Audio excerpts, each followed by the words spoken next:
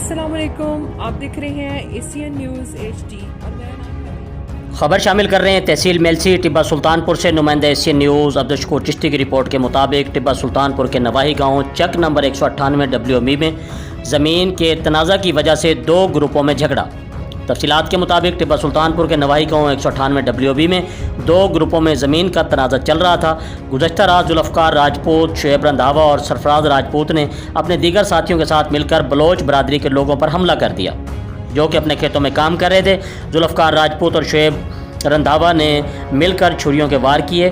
چیخو پکار سن کر لوگ لڑائی چھڑوانے کے لیے پہنچے تو ان میں سلیم منوکا نامی شخص جو کہ لڑائی چھڑوانے آیا تھا کو شعیب رندھاوا نے پکڑ لیا اور ذوالفقار رندھاوا نے اس پر چھریوں کے وار کرنا شروع کر دیے۔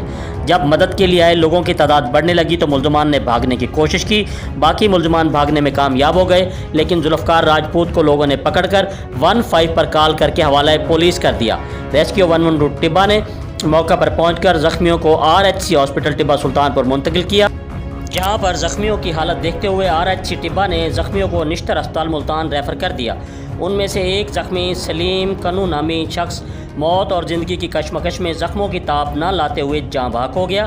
باقی زخمی تشویشناک حالت میں زندگی اور موت کی کشمکش میں اسپتال پڑے ہوئے ہیں۔ پولیس تھانہ ٹبہ سلطان پور میں نے مقدمہ درج کر کے قانونی کارروائی کا آغاز کر دیا ہے۔